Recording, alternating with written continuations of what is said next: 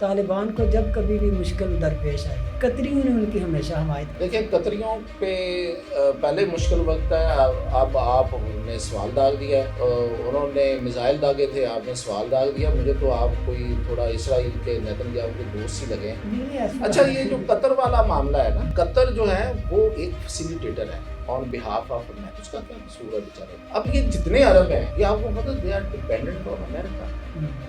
اب وہ امیر بھی ہیں، کبیر بھی ہیں، سب کچھ ہے ان کے پاس، لیکن اگر ان کے پاس نہیں ہے تو طاقت نہیں، حوصلہ نہیں ہے۔ لوگ وہ آپ نے سنا نہیں ہے کہ نیتن یاہو نے کیا کہا تھا کہ بات کر کے دیکھیں، آپ یہی لہجہ تھا جو میں ابھی بول رہا ہوں، بات کر کے دیکھیں اور پھر میں دیکھتا ہوں کہ تمہاری یہ جو حکومتیں ہیں اور تمہارے یہ جو شہزادے ہیں اور تمہاری یہ جو بادشاہتیں ہیں یہ کون رہنے دے گا اور کتنی دیر رہیں گی۔ اسی طرح یہ الفاظ ہی تھے اس کے، تو وہ ہمیشہ سے استعمال رہے ہیں، کوئی ڈکی چھپی بات نہیں ہے، کوئی چھپانے والی بات نہیں ہے۔ اب آپ کہہ رہے ہیں کہ طالبان تو آپ میں اس بات کو نہیں بولنا چاہیے کہ یہ طالبان جو ہیں یہ امریکہ کی شکست کا ایک بہت بڑا اعلان تھے۔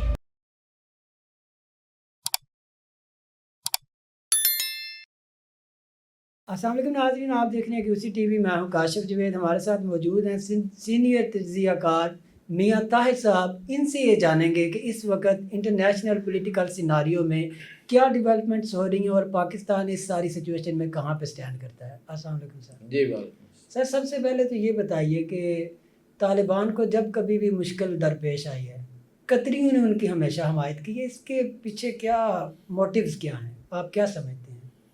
دیکھیں قطریوں پہ پہلے مشکل وقت ہے، اب آپ نے سوال داغ دیا ہے، انہوں نے میزائل داغے تھے، آپ نے سوال داغ دیا، مجھے تو آپ کوئی تھوڑا اسرائیل کے نیتن یاہو کے دوست ہی لگے ہیں۔ اچھا یہ جو قطر والا معاملہ ہے نا، دیکھیں قطر جو ہے وہ ایک فیسیلیٹیٹر ہے اچھا آن بہاف آف امریکہ۔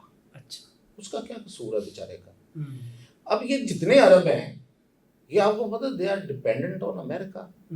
اب وہ امیر بھی ہیں، کبیر بھی ہیں، سب کچھ ہے ان کے پاس، لیکن اگر ان کے پاس نہیں ہے تو طاقت نہیں ہے، حوصلہ نہیں ہے، اس لیے کہ منارکس ہیں لوگ۔ وہ آپ نے سنا نہیں ہے کہ نیتن یاہو نے کیا کہا تھا کہ بات کر کے دیکھیں، آپ یہی لہجہ تھا جو میں ابھی بول رہا ہوں، بات کر کے دیکھیں اور پھر میں دیکھتا ہوں کہ تمہاری یہ جو حکومتیں ہیں اور تمہارے یہ جو شہزادے ہیں اور تمہاری یہ جو بادشاہتیں ہیں یہ کون رہنے دے گا اور کتنی دیر رہیں گی۔ اسی طرح یہ الفاظ ہی تھے اس کے۔ تو یہ ہے سب سے بڑا ایشو ان عربوں کا، تو وہ ہمیشہ سے استعمال رہے ہیں، کوئی ڈکی چھپی بات نہیں ہے، کوئی چھپانے والی بات نہیں ہے۔ اچھا اب آپ کہہ رہے ہیں کہ طالبان تو آپ میں اس بات کو نہیں بولنا چاہیے کہ یہ طالبان جو ہیں یہ امریکہ کی شکست کا ایک بہت بڑا اعلان تھے۔ تو باگرام سے جب امریکہ بھاگا یہاں سے، وہ امریکہ اپنی شکست اپنی، اس کی وجہ اپنی تھی۔ ٹرمپ نے تو اس وقت پاکستان پہ چڑھائی کر دی شروع میں، اور اس نے کہا کہ پاکستان اس کا ذمہ دار ہے، تو پھر اس کو کسی نے سمجھایا کہ پاکستان ذمہ دار نہیں ہے۔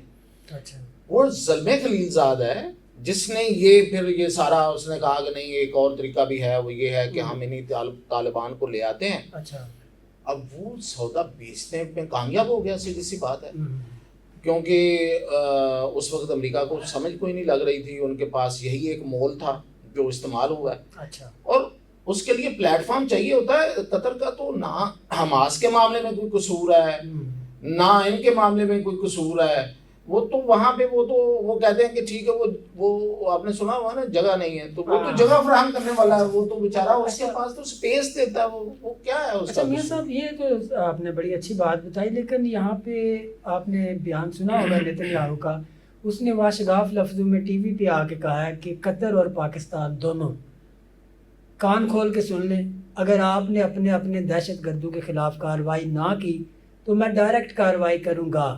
اور کیا آپ یہ سمجھتے ہیں کہ کسی فیسیلیٹیٹر کو بغیر امریکہ کی اجازت کے اس طرح سے، جس طرح اسرائیل نے قطر کے اوپر حملہ کیا ہے اور حماس کے کچھ لوگوں کو شہید کیا ہے، اس طرح کروانا چاہیے؟ اور آپ کے خیال میں کیا یہ امریکہ کے آشرواد کے بغیر ہوا ہے؟ نہیں ہوا۔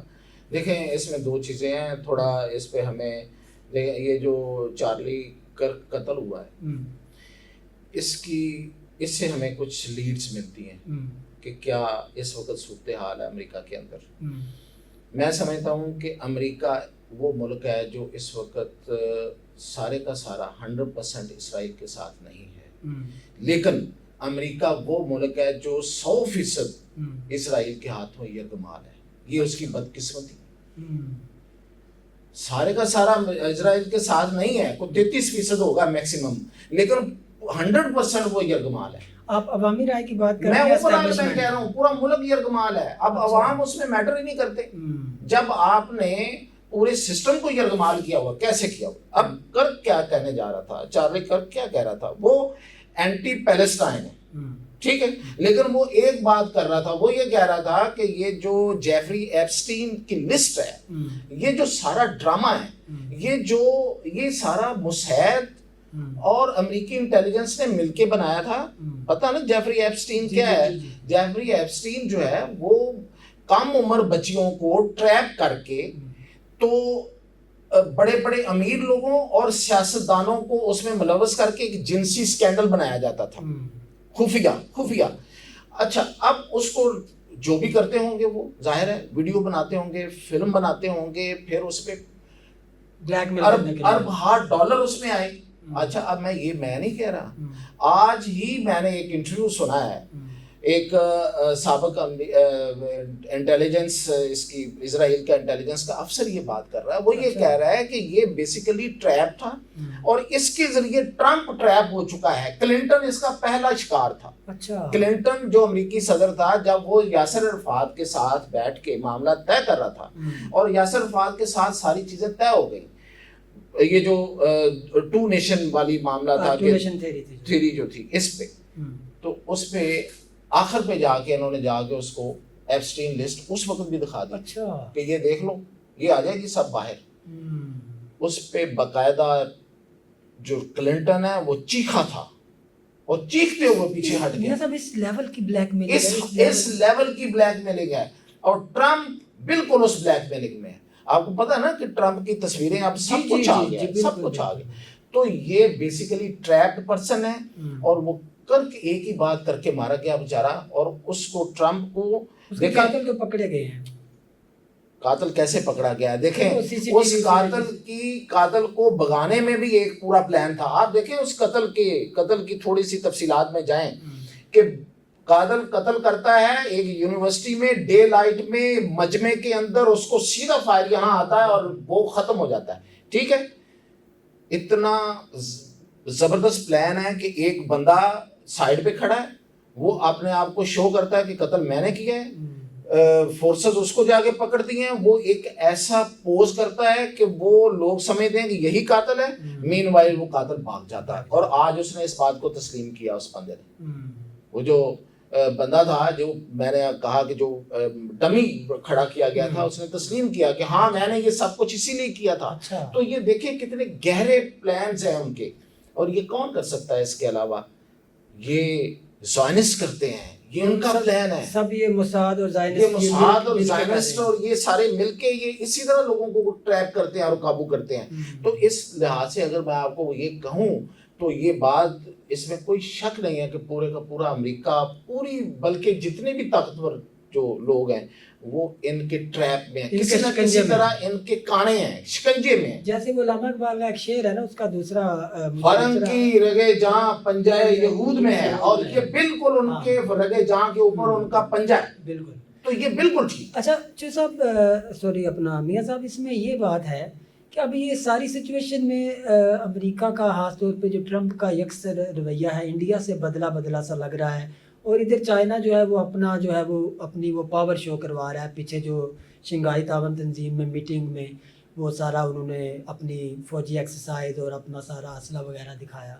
تو اس ساری سچویشن میں پاکستان کو تو کہتے ہیں کہ سمندر سے گہری دوستی اور شاید سے میٹھی اور پتہ نہیں کیا کیا، اور باقی جو ملک ہیں مشرقی جو ایشیا کے، سینٹرل ایشیا کے ملک ہیں، خاص طور پہ جو رشیا ہے، چائنا نے بولا کہ آپ کا ہمارے لیے فری ویزا ہے، اور بھی کافی ملک ہیں.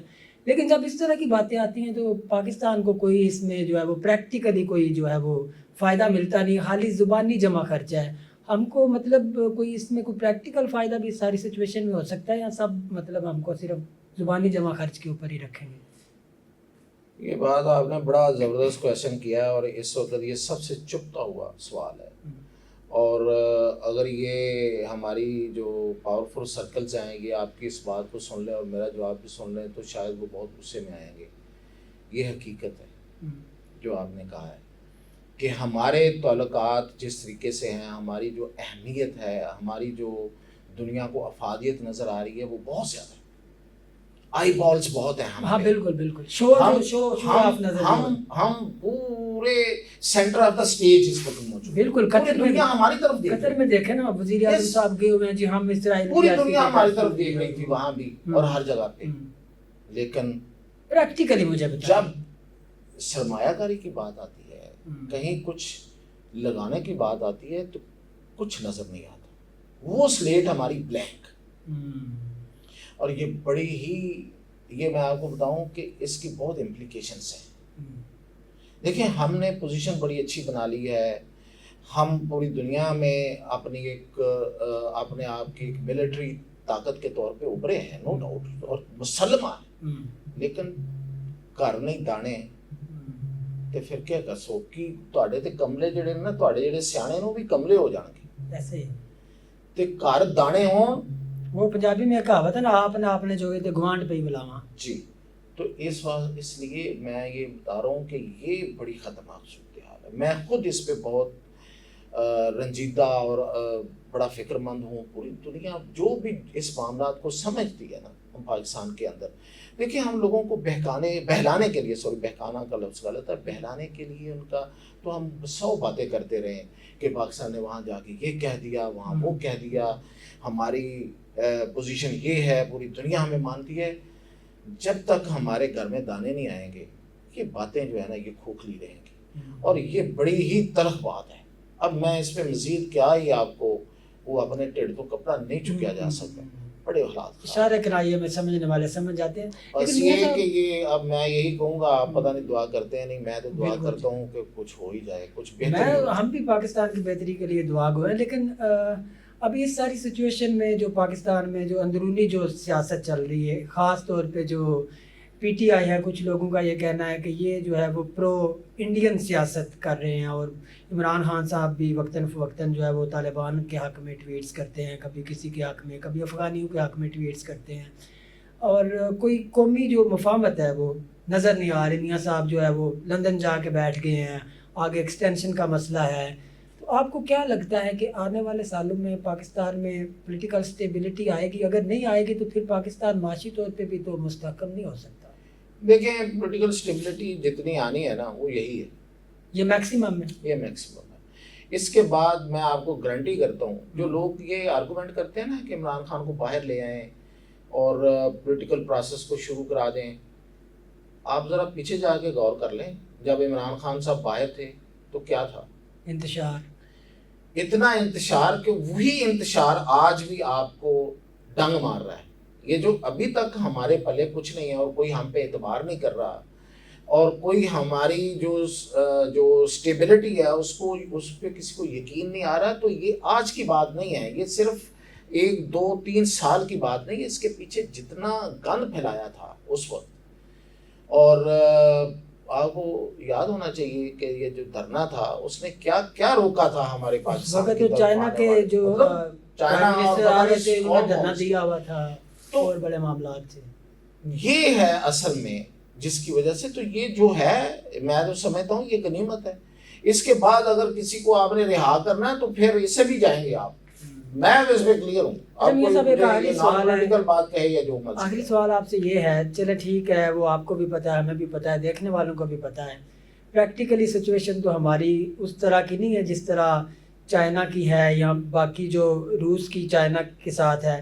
ہم تو یہ چاہتے ہیں کہ ہمارے روس کے ساتھ بھی برابری کے تعلقات ہوں, چائنا کے ساتھ بھی ہوں, انڈیا کے ساتھ بھی ہوں, امریکہ کے ساتھ بھی ہوں. لیکن بات وہی, ہمارے پاس اتنے پیسے نہیں ہیں کہ برابری کی سطح پہ تعلقات کو لایا جا سکے.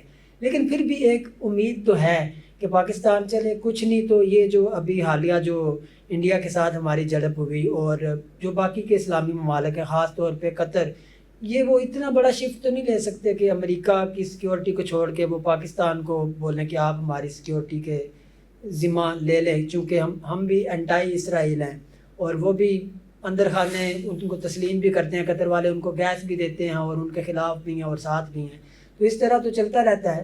تو آپ کیا سمجھتے ہیں کہ کسی نہ کسی طرح سے کوئی ایسی سچویشن مستقبل قریب میں یا مستقبل یا 20-30 سال 50 سالوں بعد بن سکتی ہے کہ پاکستان واقعی میں کسی دوسرے ملک سے برابری کی سطح پہ تعلقات قائم کر؟ دیکھیں آپ بہت آگے چلے گئے ہیں، کوئی 20-30 سال نہیں، یہ آپ کو میکسیمم 2 سال لگنے کے بعد اگر آپ سیریسلی چیزوں کو ہینڈل کر لیں۔ ہمارے ساتھ جو سب سے بڑا ایشو ہے نا وہ 2 ہیں۔ ایک تو ہمارا حکومت گورننس کا ایشو ہے، وہ ہمارا انٹرنل ایشو ہے کہ ہمیں سرمایہ کاری کا ماحول ہم نے پیدا کرنا ہے کہ جس پہ سرمایہ کار ٹرسٹ کرے۔